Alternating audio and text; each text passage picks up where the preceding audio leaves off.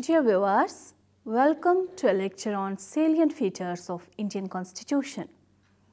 The objectives of today's lecture will be fundamental or the salient features of Indian Constitution, including fundamental rights, parliamentary form of government, directive principles, independence of judiciary, sovereignty, secularism and socialism.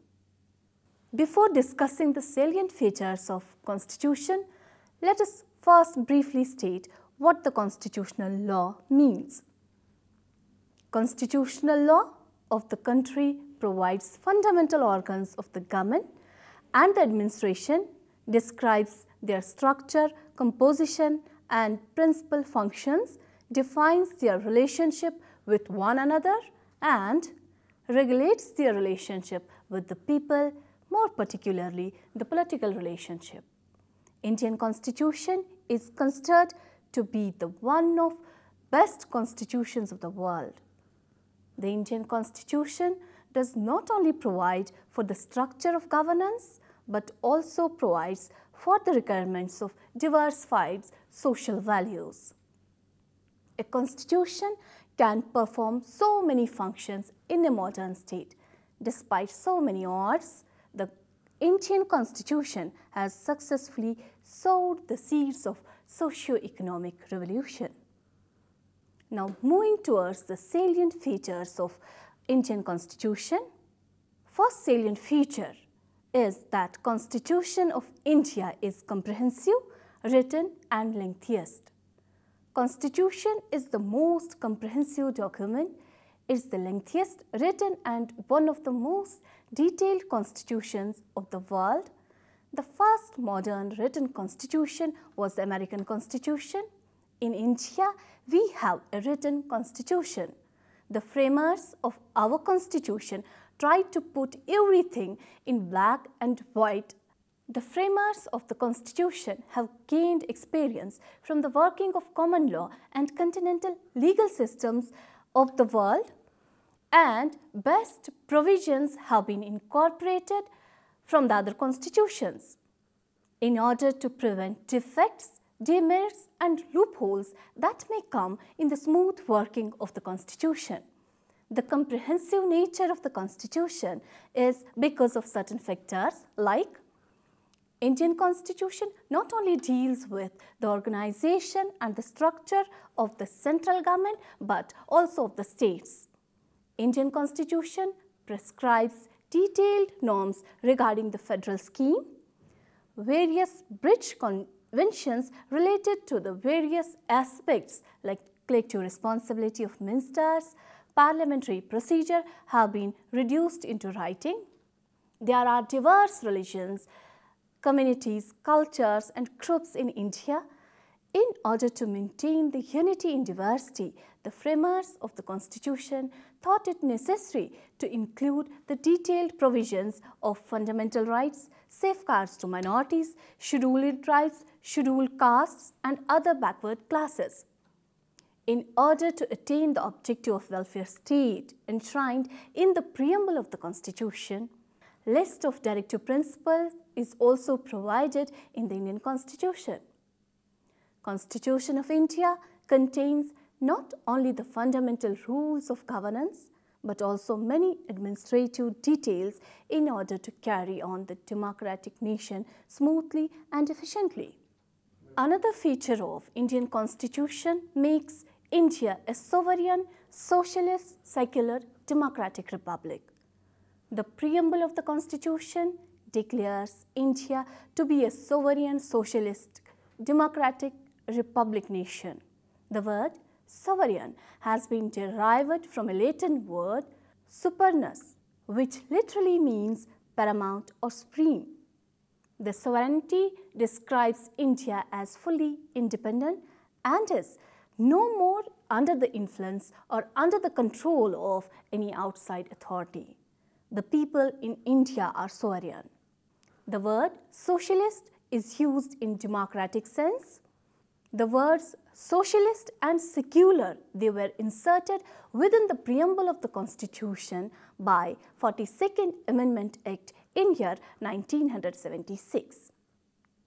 Talking about socialism in general, it stands for equality. It means some form of ownership or the means of production, the distribution by the state. The expression secularism means that there is no state religion. India is a multi-religious country and is neutral in the matters of religion. The state treats all the religions equally. The state's interference in the religious matters is only with the objective of coordinating the religious activities. The term democracy denotes a form of government which gets authority from the will of the people. Thus, in a democracy, the absolute sovereignty rests with the people. In democracy, voice of government is the choice of the people.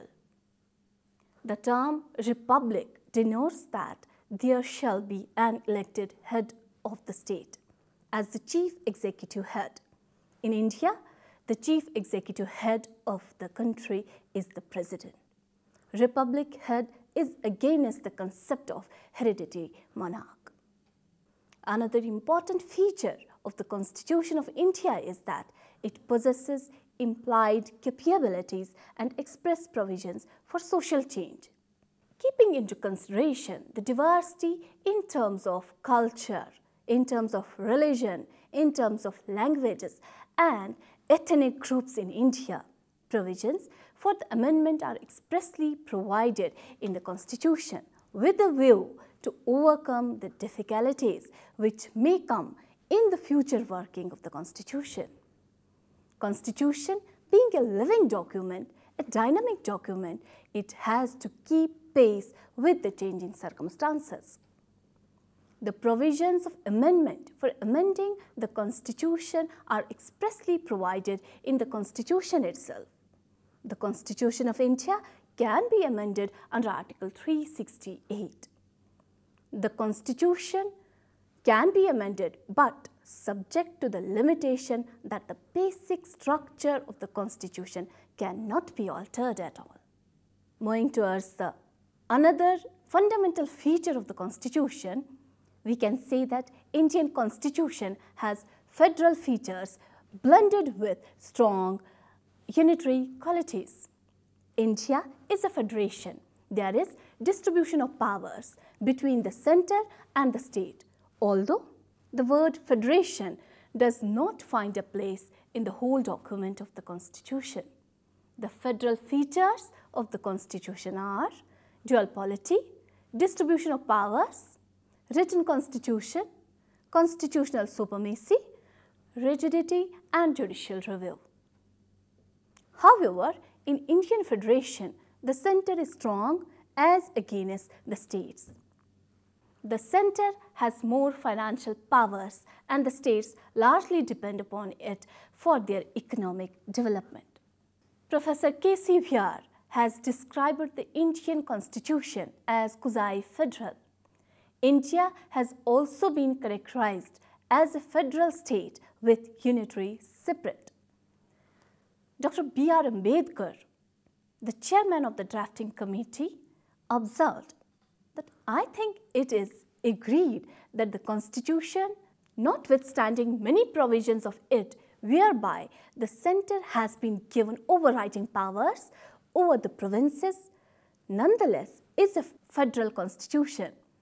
The Constitution thus do not follow the orthodox scheme of federalism. The Constitution in the normal circumstances follows federal scheme and during emergency it assumes the character of unitary nature. Another feature or another fundamental salient feature you can say is the flexibility and the rigidity. A constitution is said to be flexible if it provides a simple procedure for its amendment, for its change.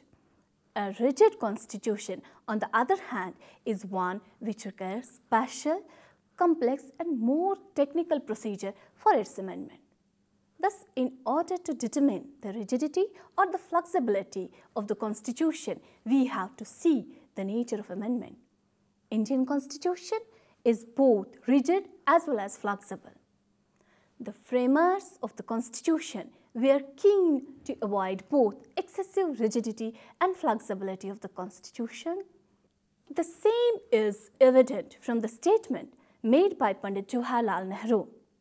While we want this Constitution as solid and permanent as we can make it, there is no permanence in the Constitution. There should be certain flexibility. If you make anything rigid or strong, you stop the nation's growth. In any event, we cannot make the Constitution so rigid or strong that it cannot be adopted to the changing conditions. What we may do today may not be wholly applicable tomorrow. Thus, both the aspects, that is rigidity and the flexibility of the Constitution, is need for the continuous transition. Another feature of the Constitution is the existence of fundamental rights. Constitution of India in Part 3rd contains the list of fundamental rights from Article 13 to 35.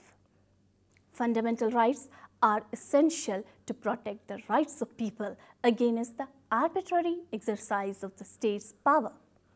Fundamental rights impose negative obligation on the state not to encroach upon the individual liberty in its various dimensions.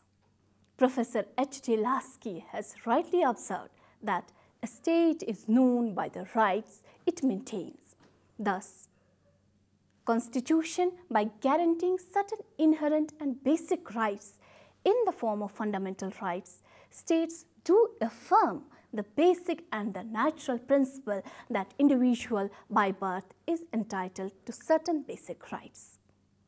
However, Constitution does not guarantee absolute fundamental rights to the people. Reasonable restrictions can be imposed on the exercise of fundamental rights.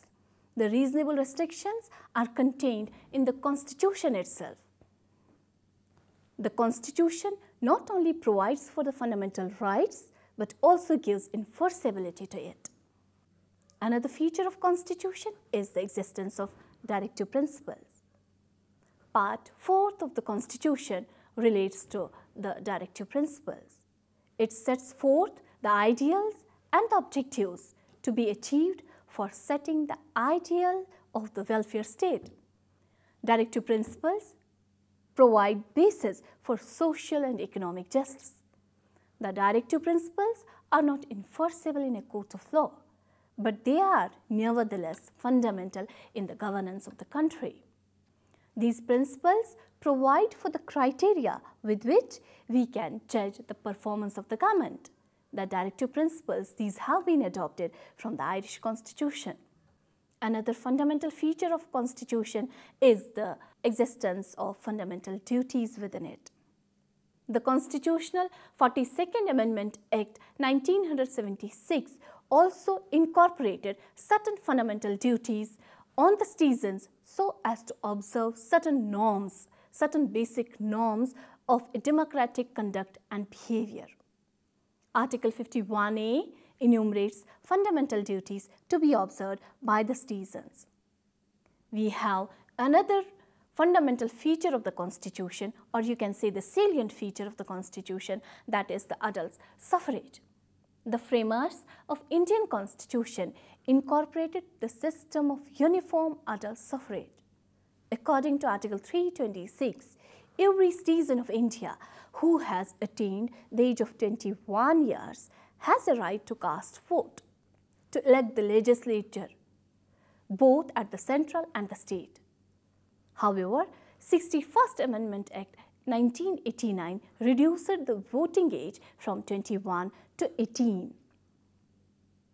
We have another feature of the Constitution, that is national unity and single citizenship. Though India is a federation, in order to protect the national unity and integration, the Constitution provides for single citizenship for the whole of India. Unlike United States of America, the Indian Constitution provides for single citizenship. There is no state or dual citizenship. Another feature of the Constitution of India is the existence of parliamentary form of government. The significant feature of Indian Constitution is the parliamentary form of democracy. The majority party in the lower house, which is also called as Lok Sabha, forms the government. The Council of Ministers is responsible to the Lok Sabha. The cabinet is the real executive head to give reality and content to the democratic ideals which are propounded in the preamble of the Constitution. The Constitution establishes parliamentary form of government, both at the center as well as within the states, in which the executive is responsible to an elected legislature. Thus, the parliamentary form of government gets the authority from the will of the people. Another feature is the judicial review and the independence of judiciary.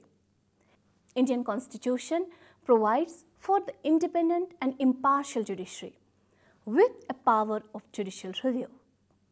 Article 13 provides for the judicial review of all the legislations in India, prospectively and retrospectively. Under Article 124, the Supreme Court and the High Court judges are appointed by the President. They are not subject to the control by any authority. Further, Article 32 and 226 confers on the Supreme Court and the High Court the power of judicial review. An independent and impartial judiciary is said to be the first condition of liberty. It is the custodian of the Constitution. It determines the limits, the powers of the center and the state. In order to ensure impartiality, removal of judges has been made subject to the impeachment by the Parliament after due resolution and notice. The Constitution of India is the supreme law of land. It lays down the framework defining the fundamental political principles, establishes the structure, procedures, powers, and duties of the governmental institutions, sets out the fundamental rights, directive principles, and the duties of citizens. The Indian Constitution not only provides for the structure of the governance, but also provides for the requirement of diversified social fields. Keeping into consideration the salient features, it can be rightly concluded that Indian Constitution is not the outcome of political revolution, but of the research and the deliberations by various eminent representatives of the people who worked out very hard to come out with the Constitution. These salient features speak about the essence of the Indian Constitution. It can be rightly concluded that Constitution of India is one of the world's best constitutions. With this, we come to the end of today's lecture. Hope you have enjoyed and understood it very well. Thank you for watching.